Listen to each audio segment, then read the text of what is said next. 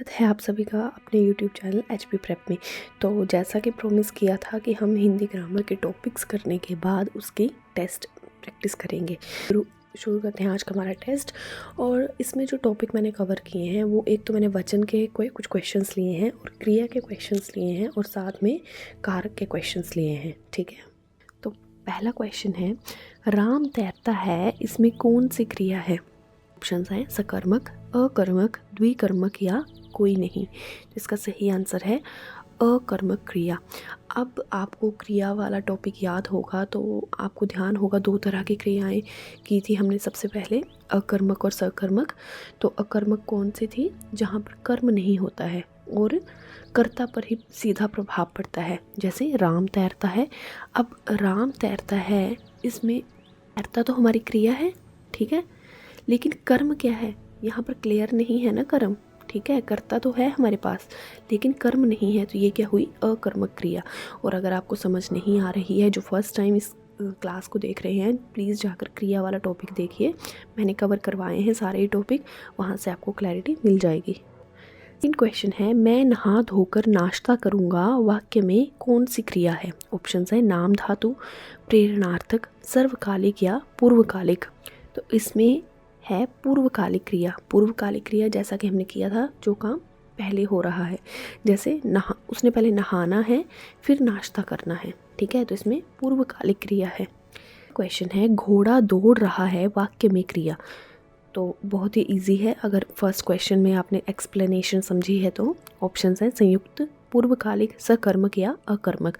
तो इसमें भी अकर्मक क्रिया है, ठीक है। फोर्थ क्वेश्चन है, अध्यापक छात्रों को हिंदी पढ़ा रहे हैं, वाक्य में कौन सी क्रिया है? ऑप्शंस हैं सकर्मक, अकर्मक, सजातीय या द्विकर्मक।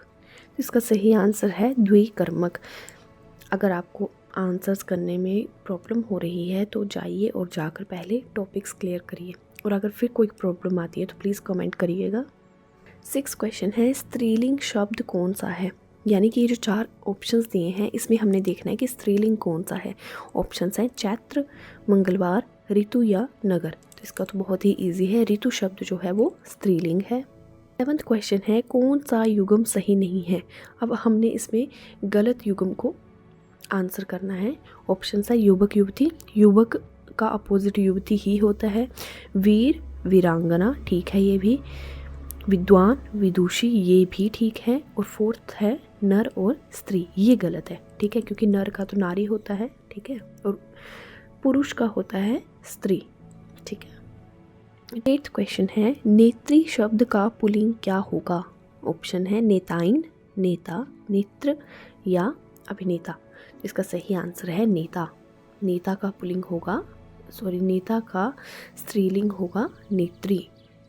9th क्वेश्चन है, लोक शब्द में कौन सा वचन है? ऑप्शंस हैं एक वचन, द्विवचन, बहुवचन या कोई नहीं। इसका आंसर है बहुवचन, ठीक है। लोग जो शब्द है वो बहुवचन होता है। आप इसे ना ऐसे भी रिलेट कर सकते हैं, जब हम इंग्लिश में पीपल लिखते हैं, ठीक है, तो ये प्लूरल फॉर्म में ही होता है, वैसे ही जो लोग शब्द है हिंदी का ये भी बहुवचन ही होता है, ठीक है। अब हम लोग शब्द को एक वचन मान लें और बहुवचन में हम इसे लोगों थोड़ी ना लिखेंगे, लोगों, ये तो बिल्कुल गलत होगा, ठीक है, ये बहुवचन है। 10th क्वेश्चन है, किस वाक्य में सहायक क्रिया है? सहायक क्रिया पूछी है। ऑप्शंस हैं वे हंस रहे थे, सीता रोती है, वह स्कूल गया, और फोर्थ ऑप्शन है भारत ने लड़ाई लड़ी।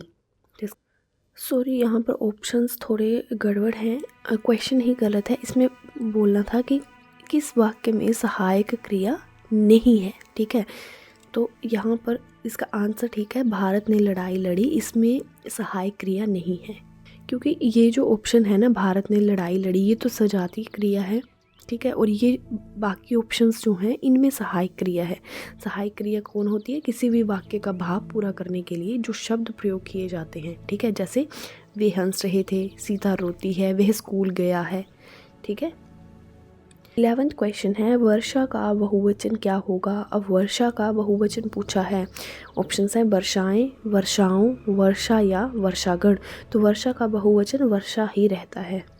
क्वेश्चन है, रमेश जयपुर से दिल्ली जा रहा है, वाक्य में कौन सा कारक है। कारक पूछा है यहाँ पर, संबंध, अपादान, करण या संप्रदान। तो इसमें है अपादान कारक। अगर कारक नहीं समझ आए हैं तो प्लीज़ टॉपिक देखिए और फिर ये क्वेश्चंस अटेम्प्ट करिए। कारक, अपादान कारक क्या होता है, जहाँ पर कुछ जुदाई का भाव हो। अब रमेश क्या कर रहा है, जयपुर से दिल्ली जा रहा है, मतलब जयपुर को छोड़ रहा है ना, तो यहाँ पर अपादान कारक आएगा। 13वां प्रश्न है, पलंग पर मेहमान बैठे हैं, वाक्य में कौन सा कारक है। ऑप्शंस हैं करण, संप्रदान, संबंध या अधिकरण। तो इसका सही आंसर है अधिकरण। अधिकरण कारक कहाँ पर होता है, जहाँ पर आधार प्रकट किया जाए।